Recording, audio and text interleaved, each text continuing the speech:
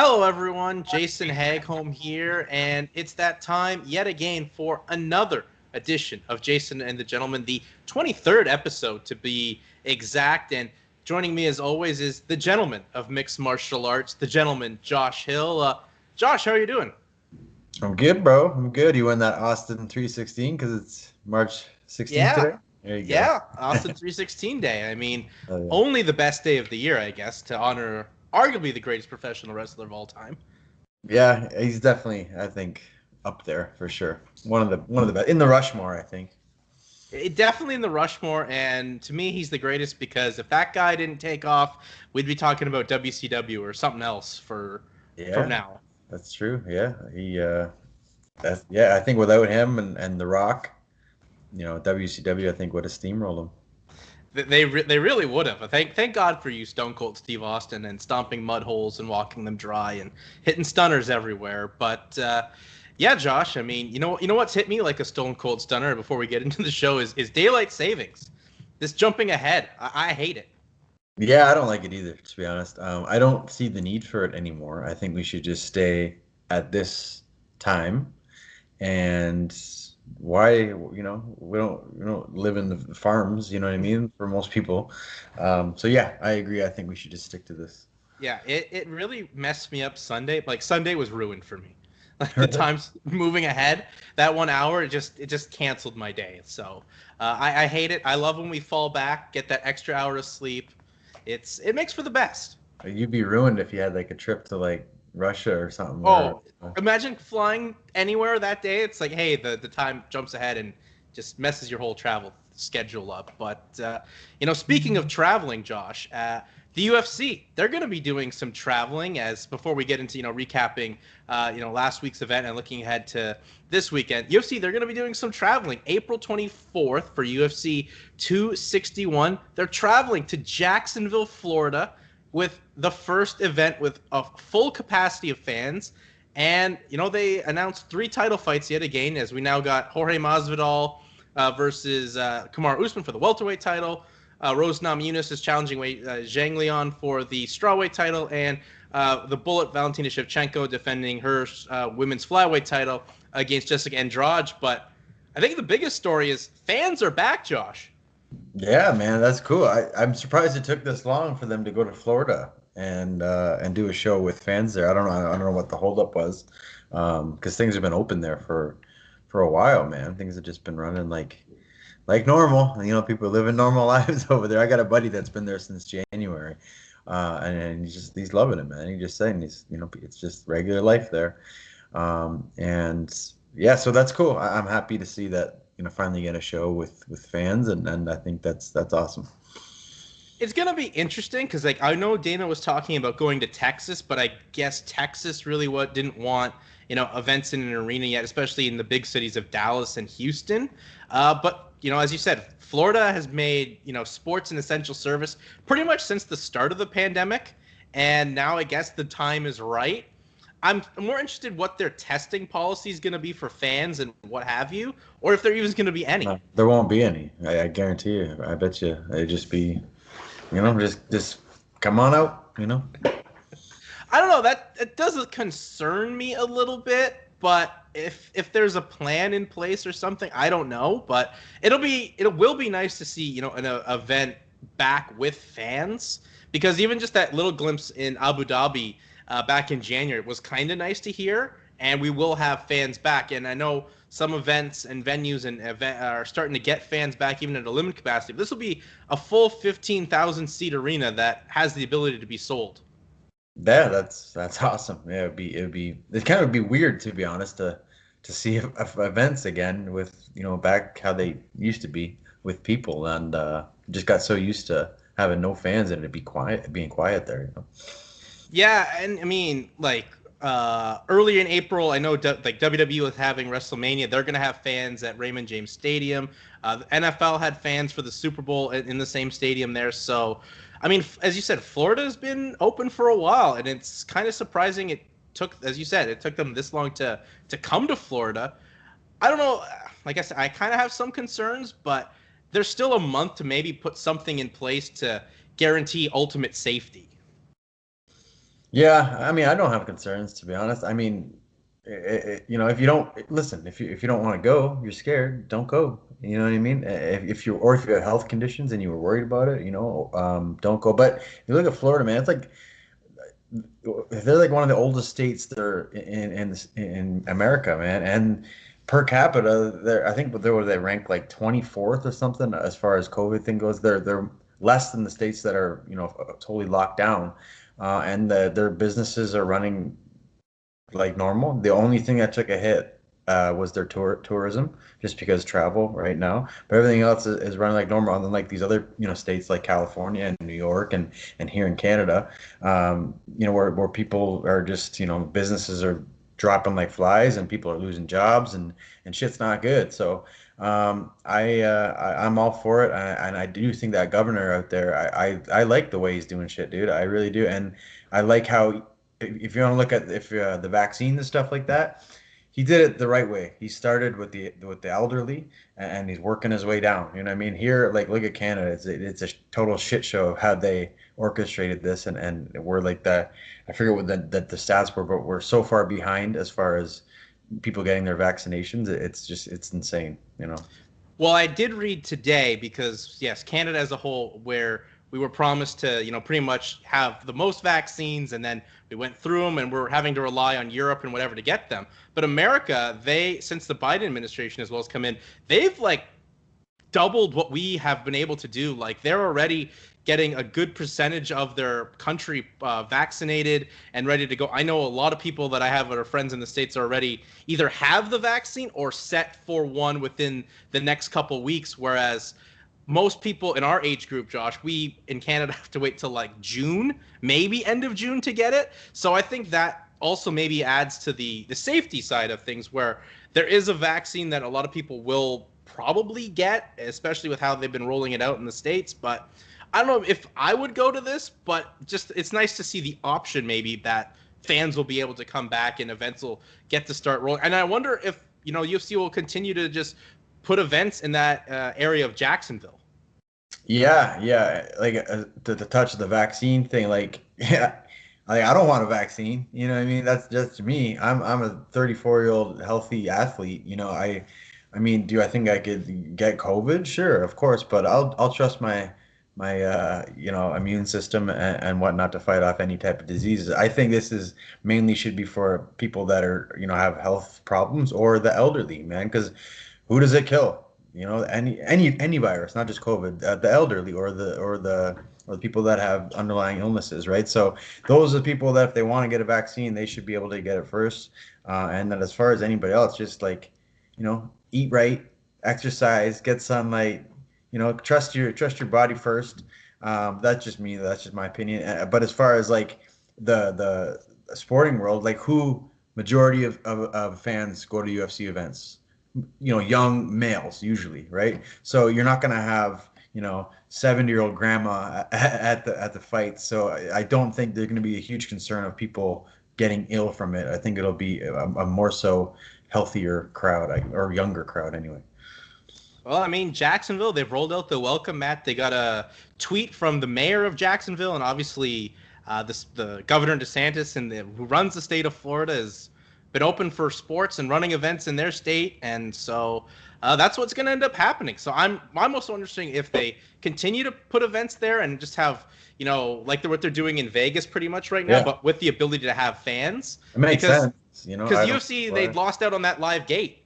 Yeah. And I could see them doing that, especially if Texas isn't really open to them running, indoor shows. Yeah, and I bet you like if they did that, people would flock to Florida just to go to shows because they haven't gone to anything, right? They're just dying to go to some type of sporting event. So you'll get people from all over, like the Carolinas and Georgia and all that, all around there, that would probably come to Florida just for an event because they're dying for some entertainment live. And it's crazy. It's Jacksonville, right? Like Jacksonville's been the hotbed for sports. Obviously, that was where the UFC brought their first event back after the pandemic started last year. I know AEW, they've been running a lot of events there because they're based out of Jacksonville and in the pro wrestling world. And, now UFC is kind of invading there once again, the same building, a 15,000 seat arena, home to, arena football teams and ECHL hockey teams. But that arena is going to be, one of the focal points. And it'll be interesting what ends up happening, and what a card they bring to the table too. With now we know that we knew the two other title fights, we knew the two women's title fights, but now we get Usman versus Masvidal, a little ahead of schedule. But if you want something to sell to get people in there, especially with Masvidal being from the state of Florida, you got yourself a great main event in this rematch. Yeah, it's like I'm excited to see it, of course, but like I would. For me, like I want to see Masvidal Covington. That's the fight that I would really want to see, just because stylistically and former teammates, it always makes it a little more spicy. But it's a good fight. I mean, I'm rooting for Masvidal because I'm a big fan. I like Usman too, but I think it's going to be same result, even with a full camp. That's just my opinion, my prediction. But yeah, it being in Florida, where Masvidal's from, and that that Cuban fan base out there, I'm sure it would be a rocking out there, man. When that main event comes, it'll be a buzzing arena in Jacksonville. But you know what? I think these two are supposed to end up coaching tough, and then they've kind of moved Is that happening. It's still a plan. It's still a plan, Josh. They had to abort this plan of them coaching because the live gate option was too juicy to pass up. But now, like, that's another question. Like, who's going to end up coaching tough? Because I was talking to somebody that is supposed to be on it, or a good chance to get on it, and he's still kind of just waiting in the wings to hear what's happening. He doesn't really know, but yeah. And then these are supposed to be the coaches. But yeah, now I have no idea what's happening. Well, I have a feeling if you're going to have anyone coach tough, there's a lot of options. I think you have to have Colby Covington coach it, because everyone just likes to either enjoys his shtick or just hates him and wants to see him eventually get beaten up. And my theory was Colby versus like Stephen Thompson or a Michael Chiesa, or who else could you put in there? Maybe Colby. Yeah. Oh yeah. I'm thinking lightweight for some reason, but yeah, that'd be cool. Yeah, a Colby versus Stephen Thompson would be just, you got one end of the spectrum and the other. See how it plays out. The biggest heel in the UFC versus the biggest baby face in the total just crossing of that stream. But I think that's what they could do. I mean, there's still options for them to figure it out, because we don't even know a date of anything yet from Tough. We just know it's coming back, and they're looking for bantamweights and middleweights. Yeah. I mean, that's all I know, right? So we'll see what happens. But I mean, like, as we're talking about, like, it's Usman Masvidal. That's going to be a big one. But to me, I think the fight I'm looking forward to the most is Yanez versus Wei Zhangliang. Like, Wei is coming off the fight of the year against Joanna and Jacek. Yanez, gets the title fight after Dana said she didn't really want it because of the pressures when she was champion. But we finally have it, and I think this has the potential to be fight of the year yet again. Yeah, it could be.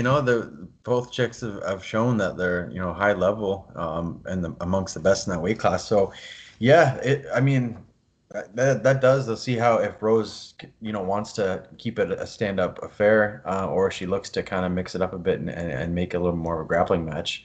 But that's definitely a good fight.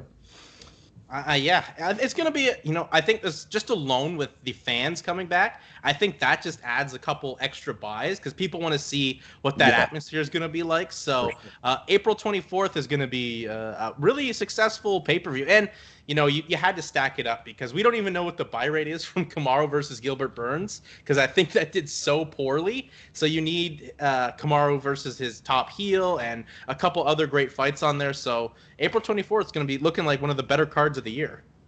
Yeah, I think they'll. I mean, with Masvidal and his following in there, they'll make it a better selling for sure. And plus, they're getting back to doing the press conferences too, so there's going to be a lot of viral clips and some great sound bites coming out of it. Yeah, definitely.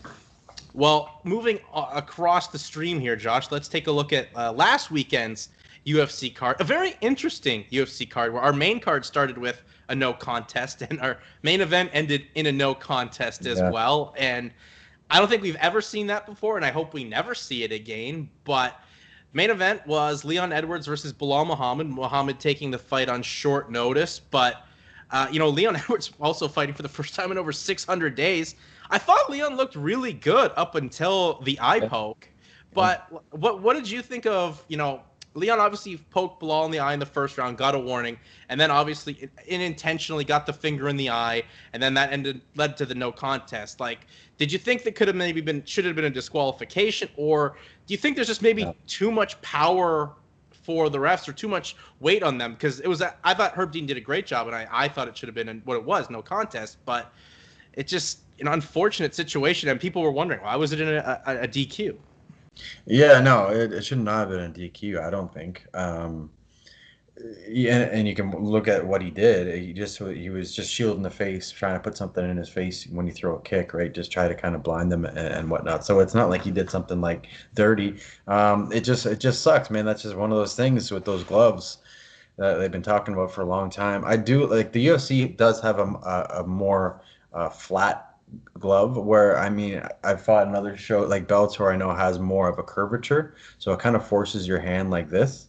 And then there's other gloves out there too that are even better, that like they what's that one guy, he's the striking coach out in Trevor Whitman. Yes, Trevor Whitman. He's very good. He has his own style of gloves that look pretty cool and looked like they wouldn't hinder the grappling too much, and they would kind of, I don't know, but totally get rid of eye pokes, but it would definitely help the full extension like this. So it's so hard, man, because it's like you need your hand, like your fingers open to be able to grapple. Like it's so important, but you want to when you're, and then like when you do rounds and drill stuff, usually with bigger gloves on a lot of the time too, you're so used to just having your hand open. You know what I mean? And just like that defense. So it's just like a natural thing to put it out there. It sucks, man. But yeah, it should have been a no contest for sure. Yeah, I thought it should have been a no contest, because the only reason you should disqualify someone for like an eye poke or anything, if you're like intentionally gouging the eye, freaking Ric Flair we used to do in the corner. Like if you're doing that in an MMA fight, of course you should disqualify them.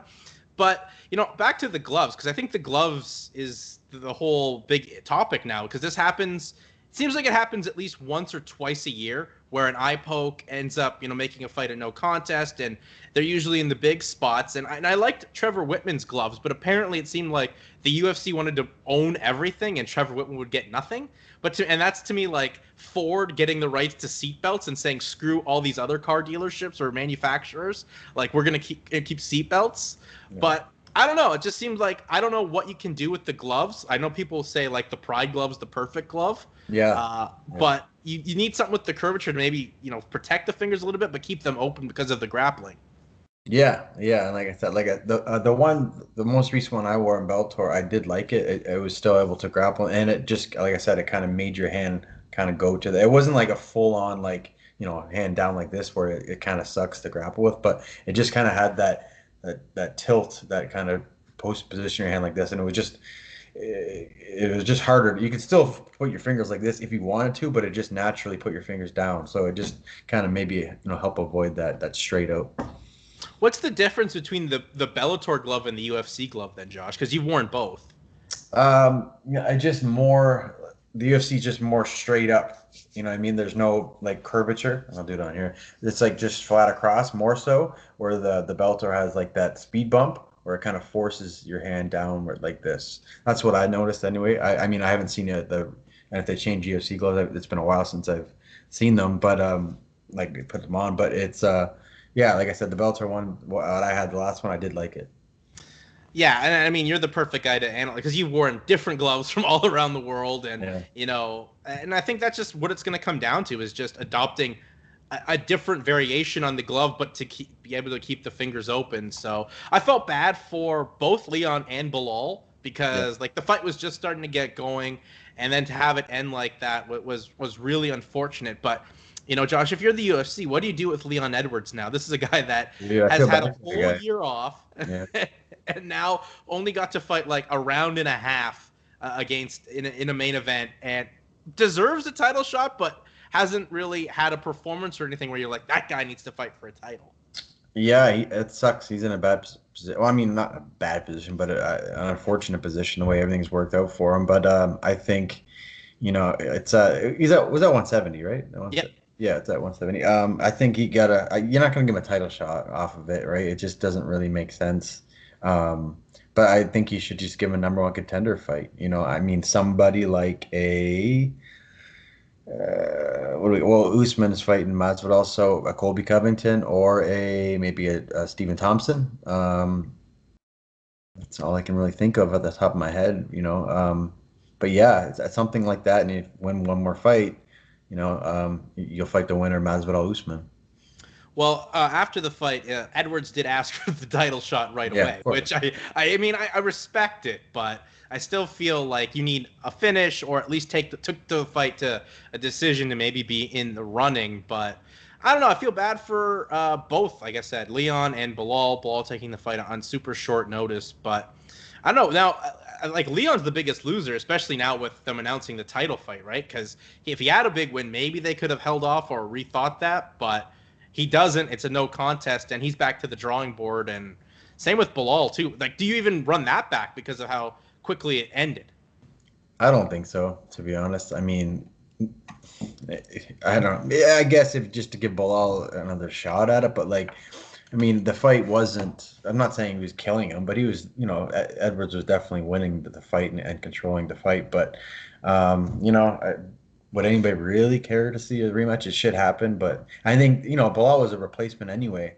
So it wasn't like it was a big hyped fight. It was just Bilal had an opportunity, stepped in, and just unfortunate the way it finished.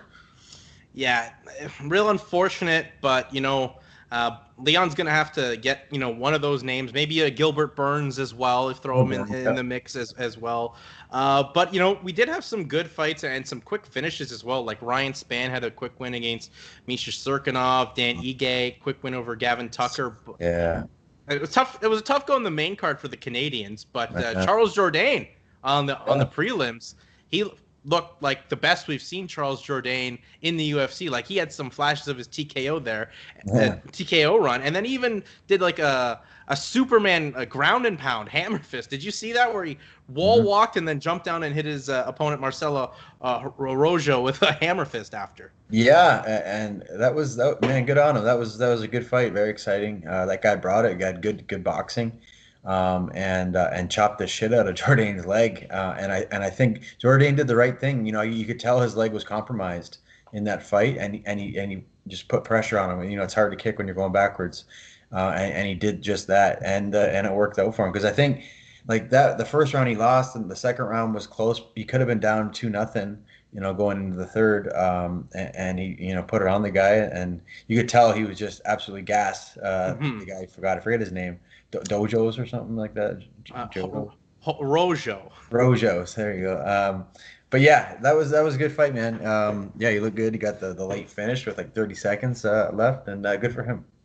Yeah, it was great to see Charles Jourdain, and he was kind of making some people at 145 in the UFC want to fight him. I know Andre Ewell wants a shot at him because they feel like he feels like he can make a good fight about it. And I think it's great to see for Jourdain too, because I think Jourdain's one of the Canadians in the UFC that could really make a run at a title if he can put some wins together like that. Yeah. I mean, Jourdain's always had good striking. The biggest thing was his grappling, right? Being controlled on the ground. I mean, you see what Laramie controlled him on the ground, and that's in TKO days. But I'm sure he's working on it. I'm sure he's getting better. That was, where he was the least impactful. His striking has always been good, flashy, good kicker, very powerful left body kick. So yeah, he keeps working on his ground game and his wrestling. He could definitely do very, very well. Yeah, it was great to see Charles Jourdain come out there and get that big win. And like I said, flashes of what he was doing in TKO as well. As this was the perfect matchup too, where it was two guys that were just gonna stand up and bang with each other, whether it was the punches or the kicks. But as I said on this card, Josh, the main card started with a no contest, and we saw once again another illegal knee. Like, I don't know what in the world went on with Eric Anders. Obviously, maybe the heat of the moment, like we saw from 2 weekends ago with Petr Yan. But you can't be throwing knees, especially after the previous weekend. There was the precedent when their fighter is down. I mean, this one was a no contest, unlike last weekend or the previous weekend where we saw Peter Yan lose his bantamweight title because of it. But I don't know. It's just wild to see like Eric Anders doing that, and he gets at least lucky that it's a no contest instead of a disqualification loss. Yeah, it sucks, man. That's why I just think like I wish they would just let it be legal. You know what I mean? In my opinion, it wouldn't have all this bullshit that's happening so much, you know. And it's just so many guys use it and kind of sit in that position because they know they're safe. You know what I mean? Where like if I can knee you in the head in a clinch, I can if you're on your feet and I can pull your head down and knee you right in the head, you know. And if you're on your knees, why can't I just knee you right in the head? You know what I mean? So it's just I think it just should be legal and you wouldn't have these things. But that's I don't know why. I guess they just think it's too ruthless. I don't know what their reasoning is. Their reasoning is retarded, like, with the elbows too. So I don't know, but it sucks. But yeah, to do it probably just a heat of the moment type thing with him. He had him down. It didn't even land. He blocked it. Looking at the replay, it's not like it finished the fight. Like the one that Peter Yan landed was hard. That definitely cracked him. But yeah, it sucks. Like as a fighter, like if you're gonna land a knee like that, especially to the side where you're not aiming for the head, and you ended up doing it, and then this ends in a no contest where we saw a DQ, like as a fighter, do you know the rule that that could be is that a no contest or a DQ? Because it seems like that was the biggest confusion. Is Eric Anders gets no contest, but Peter Yan gets disqualified, and I feel like there's so much gray area in the sport right now. Yeah, I don't know the rules. Don't get a warning. I don't know. Yeah, it just I didn't know that it was up to the referee's discretion basically. So he just basically has control of your fate. Yeah, like that's what I don't like about it. Like there's way too much power and pressure on a referee too, right? Mm-hmm. Because we saw last weekend or the previous weekend where Mark Smith was the official in the bantamweight title fight, and like he did well in this situation, thought he handled it well, but he's the one that's pretty much out there, deciding things or having to put the fighter in a spot as well, because if you say you can't continue, well, he obviously has to wave it off, and then it's a DQ. But what happens here, I don't know. I just wish there could be some more clarity on this rule, or what ends up being a DQ as opposed to with a fighter down would be a no contest. Yeah, it's weird, man. It just like... Yeah, because if they're all no contests, then if you're losing the fight, you just need the guy in the head and get a no contest. But if you're losing the fight, you probably wouldn't be in the position to need the guy in the head, on the ground, right? So it's just like kicking a guy in the nuts. You know what I mean? You could do it, you get a warning, and then you do it again, you might get another warning, and then you might get a point. So it's just like, I don't know. It's such a weird area, like with the rules and everything like that with fouls.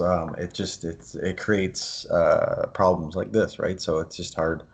Well, and it creates problems too with the ref being in charge. Like each ref has different limitations for each fighter. Where we've seen like with Jason Herzog, he's a guy that's gonna to maybe take a point or 2 points right away for a low blow, whereas Herb Dean's gonna give you 2 or 3 warnings. Yeah, that's right. I mean, so.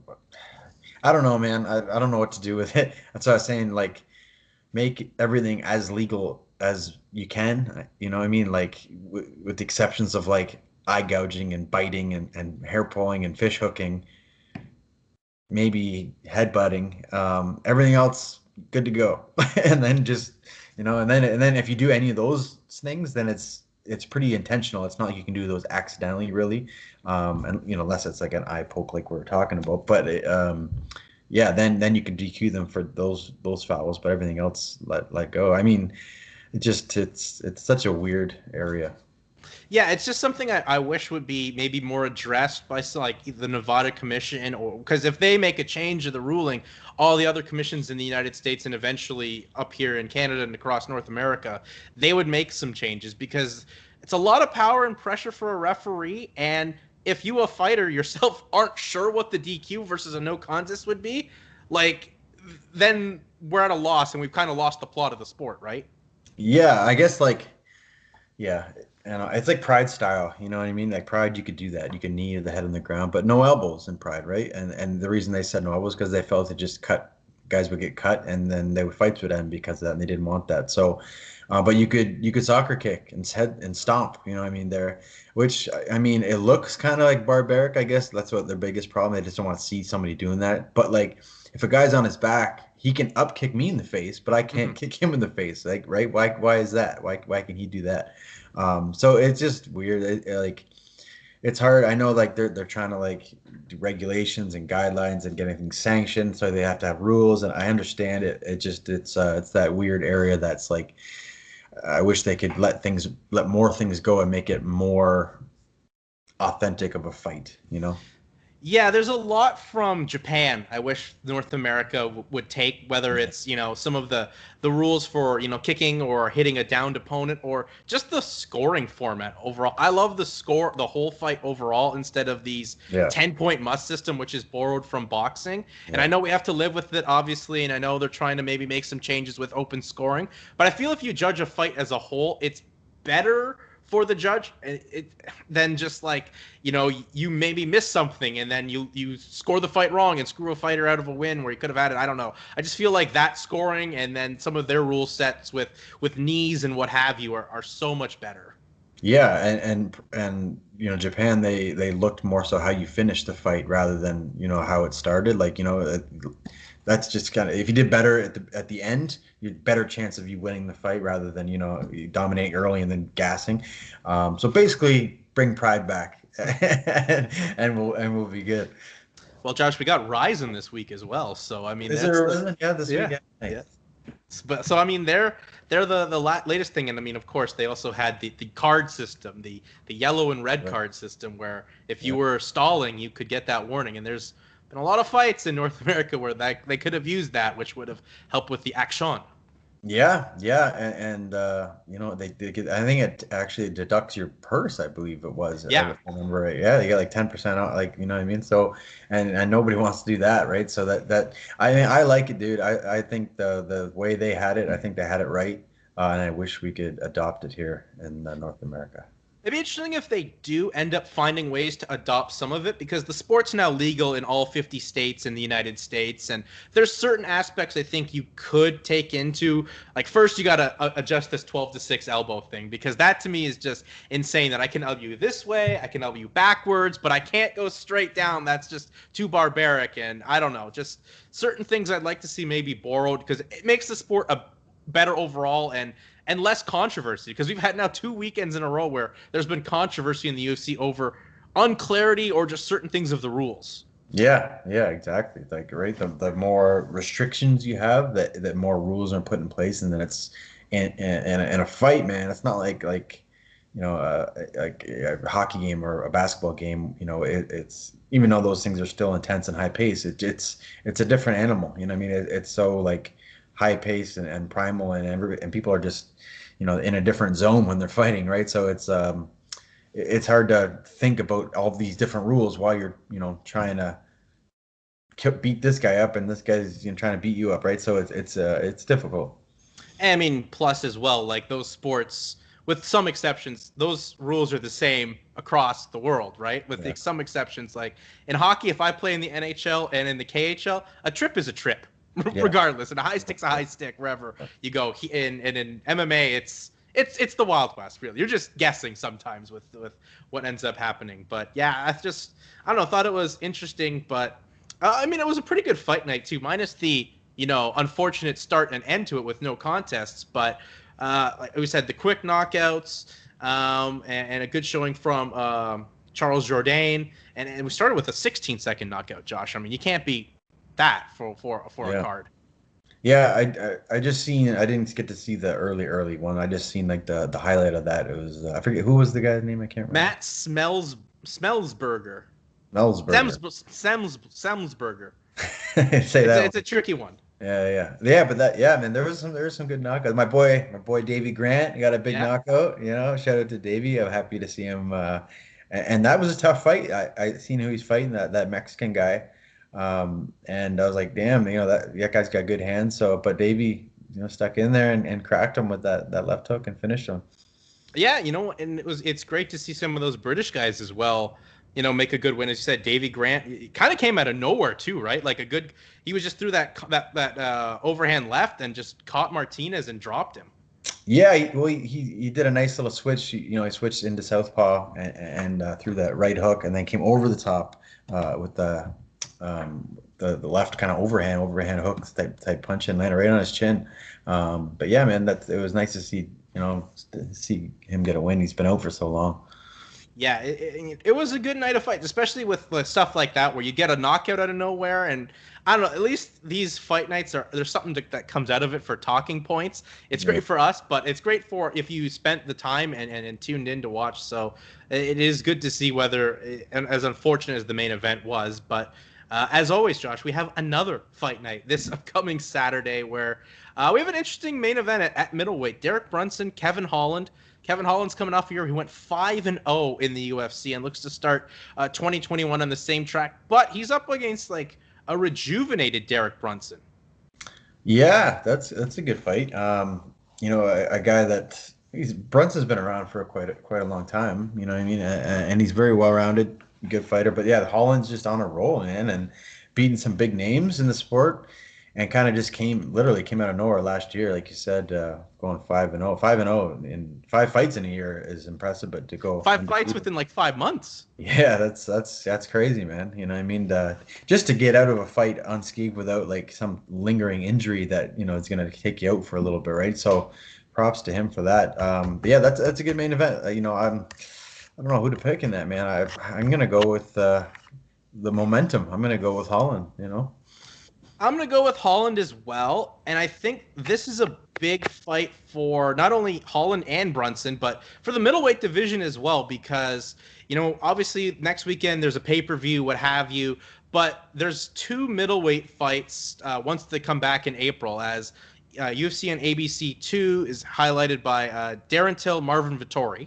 And then now just announced, because Paulo Costa's out, Robert Whittaker's fighting Kelvin Gastelum. So a fight we were supposed to get a couple years ago will finally go down. So there's kind of this little middleweight tournament going on. And if Kevin Holland or Derek Brunson have a fantastic finish in there, like now you're just talking about moving up the rankings and maybe getting a shot at Israel Adesanya in the middleweight title.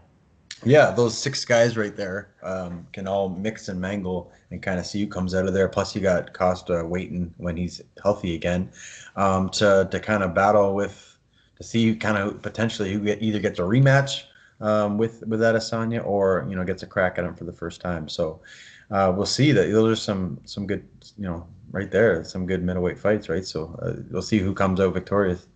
It'd be kind of interesting if it was Holland, because Holland was fought obviously one of the cards last year at the Apex that Adesanya was at, and they're kind of chirping at each other, and everyone thought like, there's no way this guy has a chance to ever fight for the title. Well, if he finishes Derek Brunson, a guy that Israel Adesanya has finished on his route to getting to the title, and does it quicker or more spectacularly, like especially with Holland's mouth, as it's 316 day, he does more and more street talking than Stone Cold Steve Austin. I think I could really see the UFC pushing Kevin Holland for maybe fight for that middleweight title. Yeah, I mean, get 6 straight wins. I mean, what's his? I know he's won 5 in a row. Is it 5 on the UFC? No, he's been in the area a while. He lost. His last loss was to Brendan Allen back in 2019. Oh, okay. So he's put it just to string together. Well, regardless, it's still make a name for yourself and get some big wins. And a Brunson will be a big win for him, probably his biggest, other than maybe Jacare for a name. He could definitely shoot himself right up there. Yeah, I mean, and for Brunson, I mean, he's like the ultimate dark horse in that. A guy he's won 3 in a row, and coming off a finish of Edmund Sabajian, where he really needed that finish, because as great as decision wins against our boy Elias Theodoro and Ian Heinisch are, the UFC obviously wants finishes, and if he can find a way to finish Holland, who, as we said, won 5 fights in 2020, you definitely make a statement. Yeah, it's a huge opportunity for both guys. Yeah, it definitely is. I mean, it's a sneaky little good card. We have Gregor Gillespie against Brad Riddle. Gregor Gillespie's coming back for the first time since he got destroyed at Madison Square Garden by Kevin Lee. Max Griffin, Kenan Song.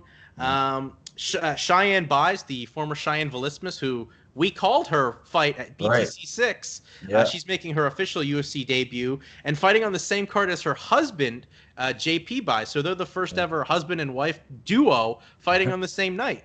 Oh, is that right? Right on. Yeah. They're some South Africa or something like that? Yeah, JP is from South Africa, and she ended up living with him for a bit. But now they're back in the States and training at Fortis MMA in Dallas, Texas. Cool. Yeah, I remember calling her fights at the BTC. And I did some training with him at Alpha Male ways back. I remember that he was out there, and then I think did he fight in the Contender Series? Is that right? He did. He just fought last season. He was supposed to fight earlier in the season but had visa issues. Okay. Yeah. Well, yeah, that's pretty cool. Both. Yeah, I mean, we've had husband and wives that were both on the roster at the same time, but never fighting on the same card at the same time. So that's kind of cool. And then Adrian Yanez and Gustavo Lopez is the one bantamweight fight that I'm really interested in. Yeah, I know Gustavo Lopez because I remember that was a name that was talked about to fight, but I don't know anything about the other guy. I believe. What's his name? Adrian Yanez. He just won a contract on the Contender Series last season. Had a quick victory back on Halloween night card. But other than that, I mean, nothing really you would know him for. But I know Gustavo Lopez because obviously former bantamweight champion in Combate Americas. And then there's kind of the uproar that Combate wouldn't let him fight in the UFC and then eventually let him fight in the UFC. And he's coming off a win in his last performance as well. So, I don't know. I mean, bantamweight's always that interesting, super exciting division. I think this one could be a sleeper fight for Saturday night. Yeah, I mean, hey, I'm bantamweight. I'm into it. Yeah, you definitely are. But, I mean, and as well, Tai Tuivasa, Dante Males, I mean, it feels like for a heavyweight fight, this is make or break for the master of the shoey in Tai Tuivasa.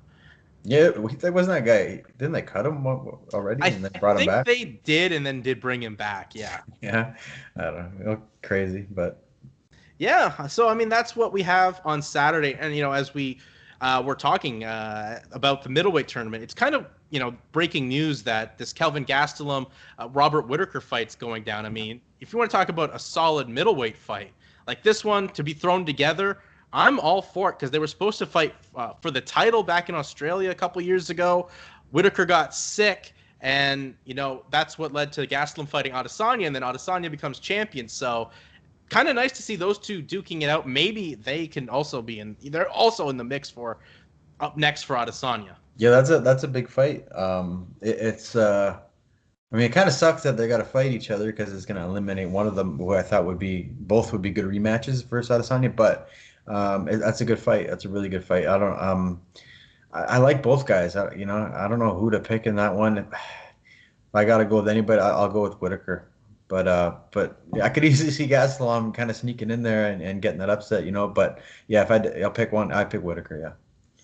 Yeah, I'd pick Whittaker as well. I feel like if he wins this fight, obviously he probably should fight Adesanya for the title as much as Adesanya doesn't want it and wants to kind of fight like Darren Till.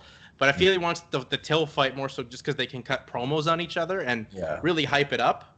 Yeah, and he's never fought him before. I think that's the biggest thing. But I think, I mean, if Till gets by that Vittori, whatever, Marvin Vittori, Vittori, I mean, you could make that, and Till's funny, and Adesanya's he chirps, so it could make for some interesting promo.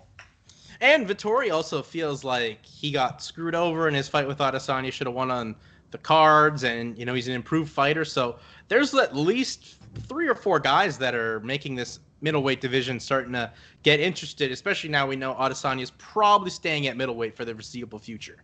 Yeah, I don't think he's going up to 205 again.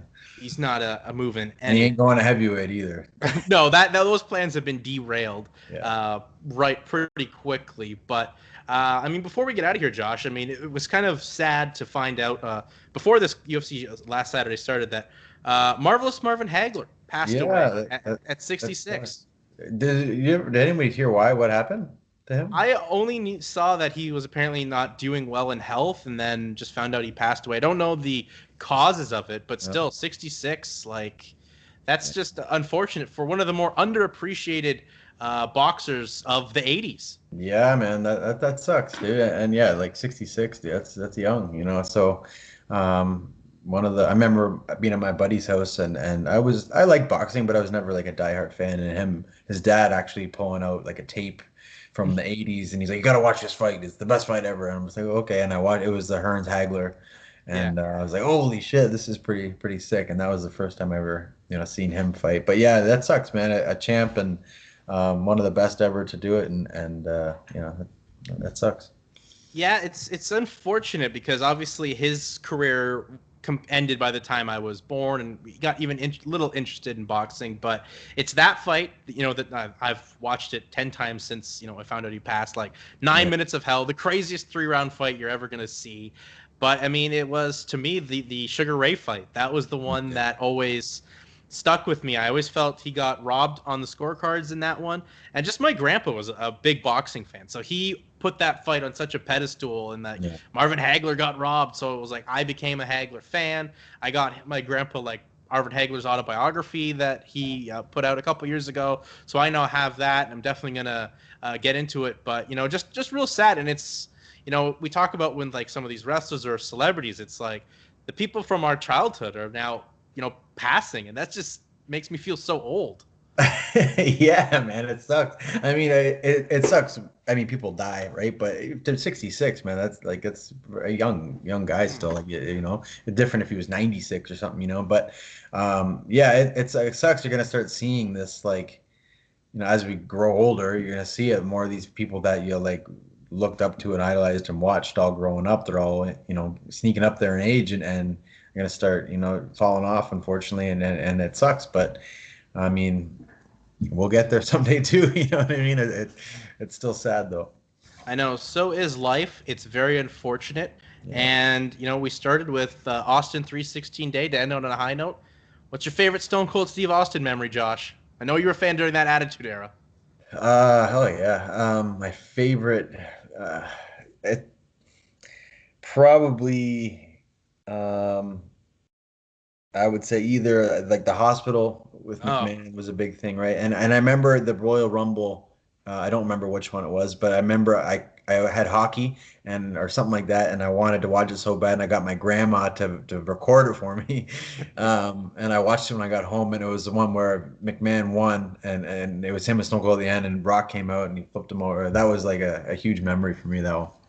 Yeah, Royal Rumble '99, and that whole Vince Austin stuff was the best.